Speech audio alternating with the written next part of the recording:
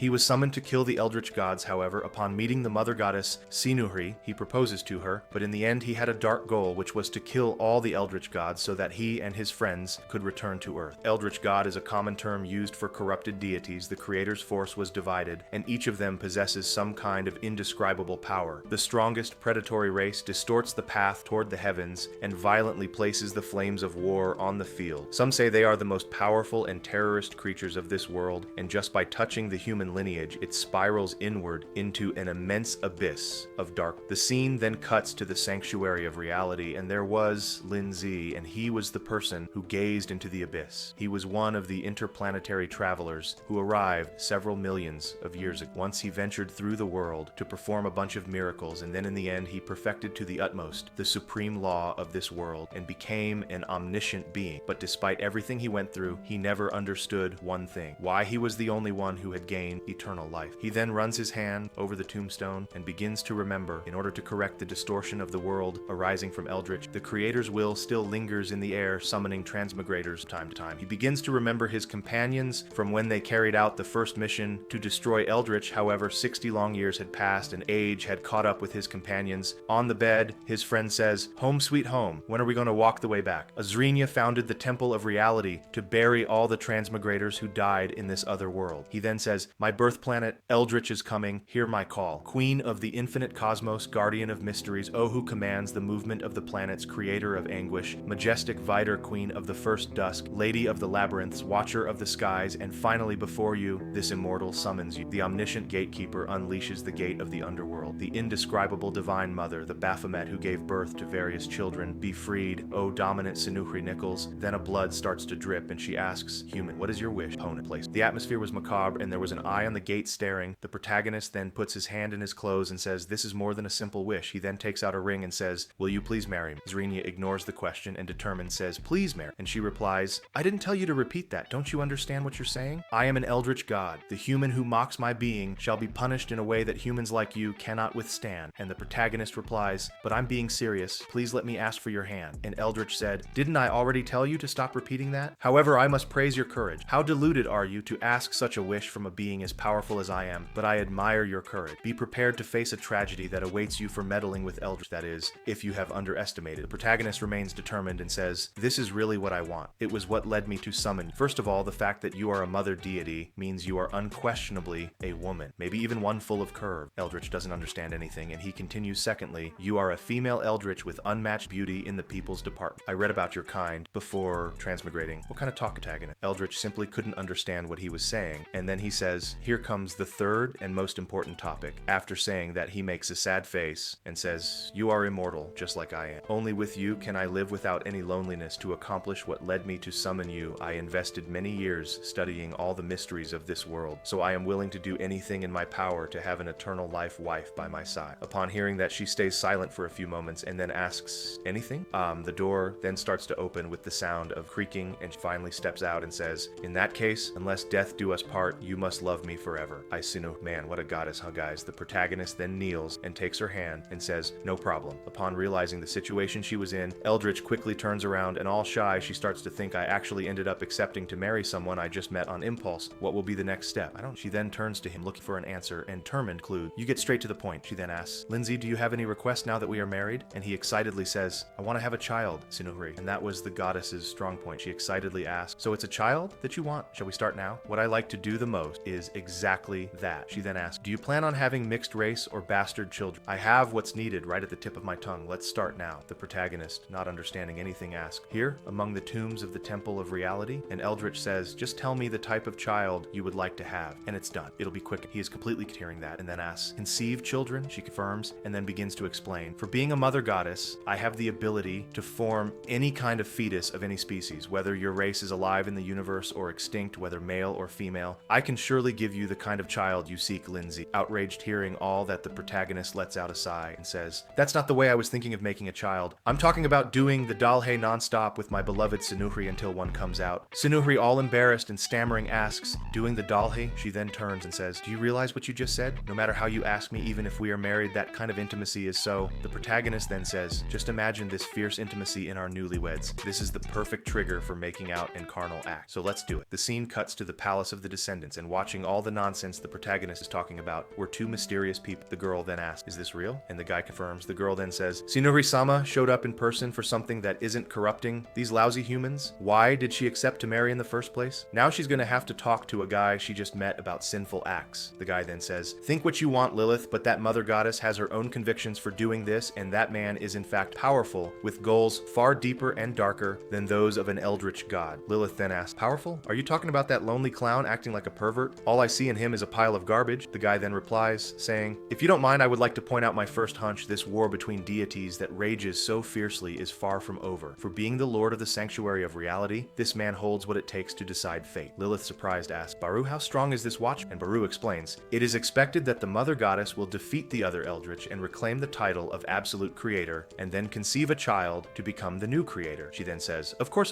that's why we are servants of Sinuhri-sama. And Baru continues saying, marrying and procreating with a strong lineage without eldritch blood is the chance to fulfill this legend. Lilith gets frustrated and says, I can't even think of Sinuhri-sama doing anything with that kind of man, and screw what she thinks I will not grant the blessing to that man with the family's honor at stake. I, Lilith, swear in the name of the palace that I will make sure whether this man is or is not worthy to be the husband of the mother goddess. The scene returns to the protagonist and he is completely tied up. Finds Sinuri embarrassed, wondering, when you marry, are we supposed to mate? Has the time come to do those things I only saw in comics? Sinuri then notices the portal and thinks it's true. I had forgotten about this place's connection to the palace. She then turns away embarrassed while thinking, does that mean everyone could hear that conversation with Lindsay? She, a little shy, says, my beloved Lindsay, we will postpone our marriage talk for later because I need to return to the palace of my descendants and properly explain the story to my family. He then asks, am I going with you? Swing and she, a bit awkwardly, says, no, I'm going alone. It's fine. Just wait a little, Lindsay. And she says, come back as soon as you can, and then kisses him, making her feel something strange. She blushes and thinks, this. Lindsay keeps stroking her tentacle and says, if you're gone too long, I'll feel so lonely. She starts leaving quickly and says, all right, you won't even notice I left. You'll see. After she finally leaves there, protagonist lets out a sigh.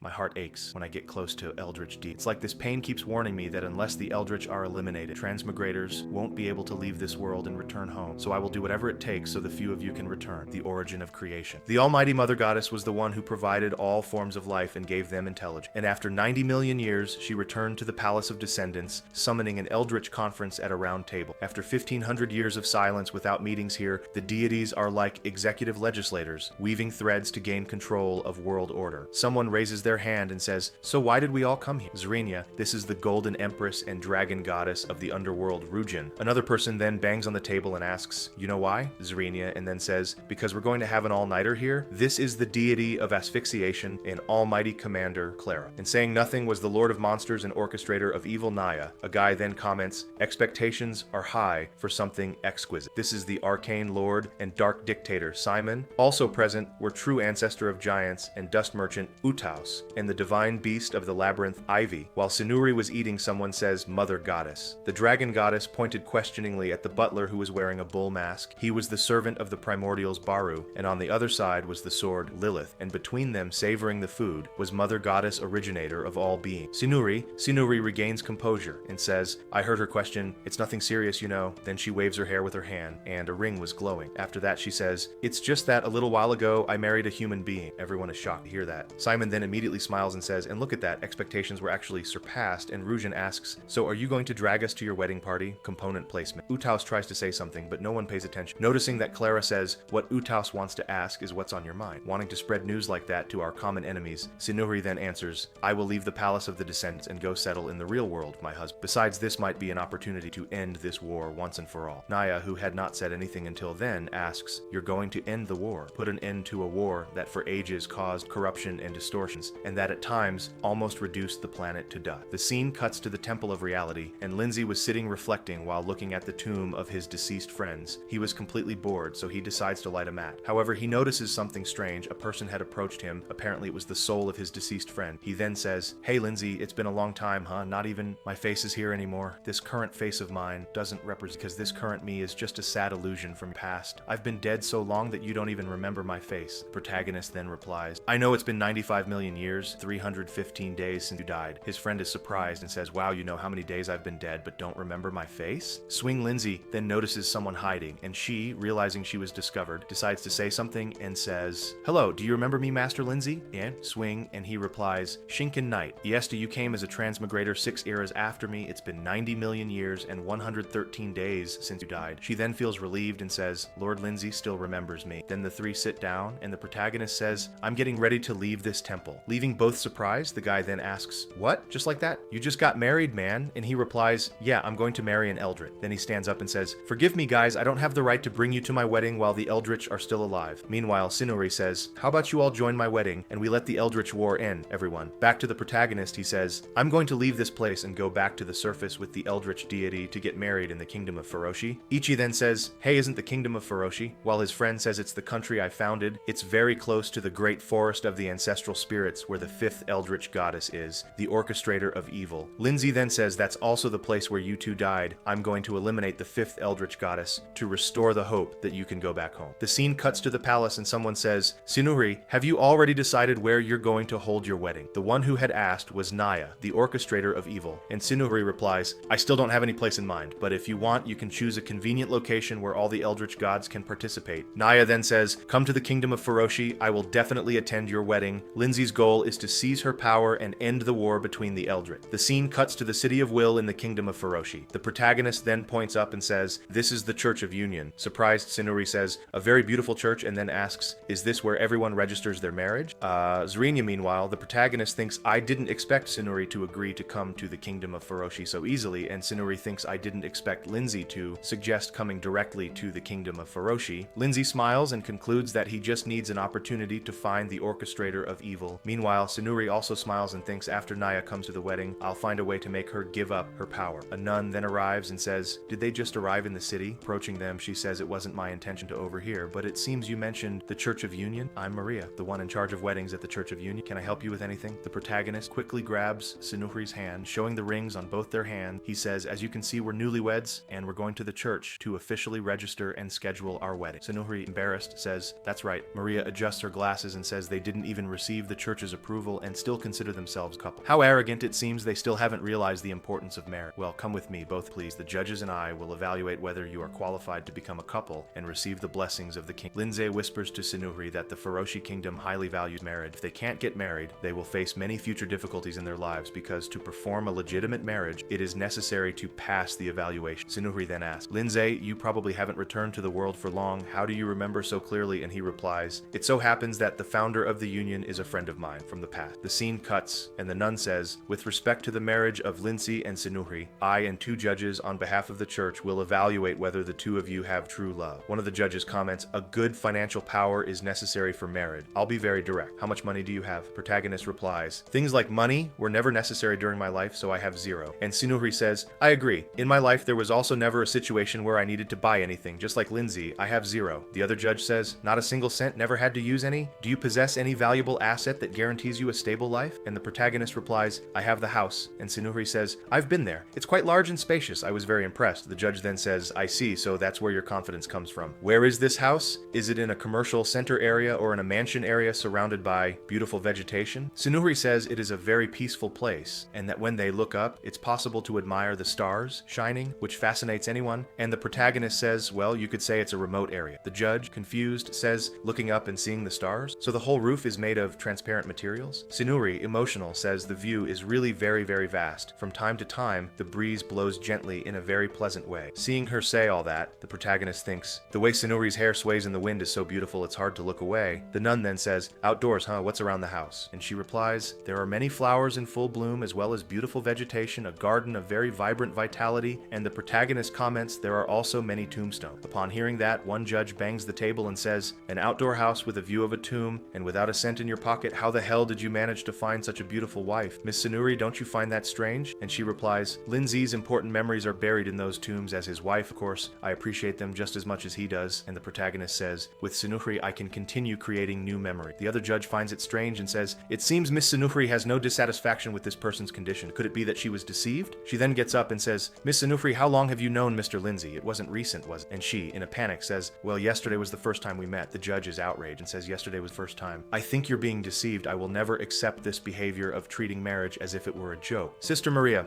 recently there have been several cases of women being seduced by followers of Eldritch gods. Now I have reason to suspect because Mr. Lindsay is very suspicious. We need to take action and conduct a deeper investigation. The nun replies, calm down a bit. Even if he is a follower of the cult of flames, couldn't he be a man? The judge then tries to question, however Sunuri interrupts and irritated says, followers of Eldrich are seducing women. Offer me all the information you have as a sacrifice, mere powerless mortals. Recite my true name, beg for my protection. I am the... She realizes what she was saying and immediately stops. The judge then says, sacrifice, true name, protection. Who exactly are you? The nun looks at that surprised, while Sunuri thinks, when I heard about Eldritch gods, I completely forgot my situation. Everyone was perplexed, and the guy with glasses says, it can't be, and the other says, could it be? Sunuri panics and thinks, at this rate, I'll be completely exposed. However, Linza appears to save her and says, folks, you misunderstood. Sunuri was terrified, putting all her strength into the protagonist. She thinks, I hope Lindsay can turn the situation around, otherwise the people of the church, they won't all be citizens of this city. She starts to get restless, while all she wants is to return to the palace. The protagonist then says, my wife Sunuri, as you all just heard, is an Eldritch goddess. Upon hearing that, she turns around furious and thinks, there's no way, we're going to have to... Then tentacles begin to appear. However, Linza, determined, says,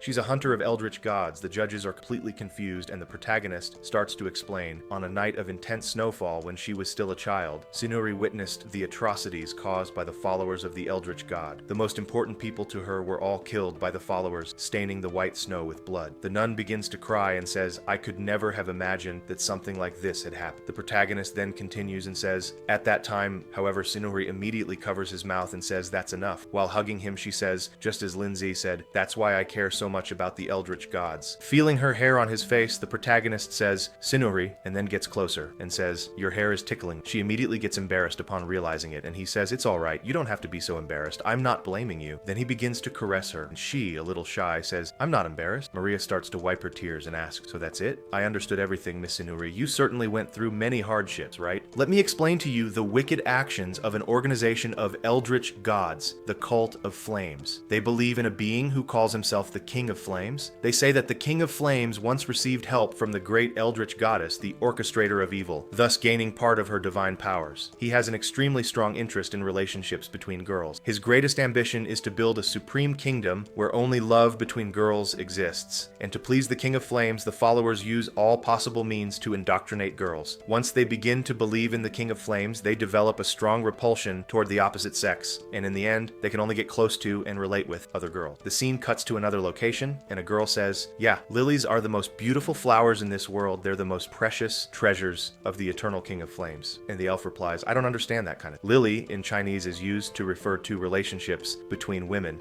The girl then approaches her and says, don't worry, you don't need to understand it now. Once you're burned by the flames, you'll be like me, a faithful follower of the King of Flames. Someone then approaches and says, did he just want me to join to fight the Eldritch gods, or did he just want to see you doing these things? The girl then replies, of course not. I just wanted to confirm again. Even being from that important person's family, are you really willing to help me attract more girls to the city and awaken the King of Flame? Once my master is resurrected, he will take the power of the orchestrator of evil. The other Eldritch gods would definitely love to see that, right? The mysterious person who until now was hooded begins to take it off and says, this kind of thing doesn't matter. The most important thing is to make Miss Sunuri realize the truth. That kind of man is simply not worthy of being by her side. Seeing how Lilith was embarrassed, the girl puts her finger on her mouth and says, no wonder you're helping me. So you really have that kind of feeling for the mother goddess, huh? If you're enjoying the series, leave lots of likes and lots of comments below. And I want to thank everyone who sent a pics and became members, as well as the people who like and comment to boost engagement. Thank you very much for the support. You guys are awesome.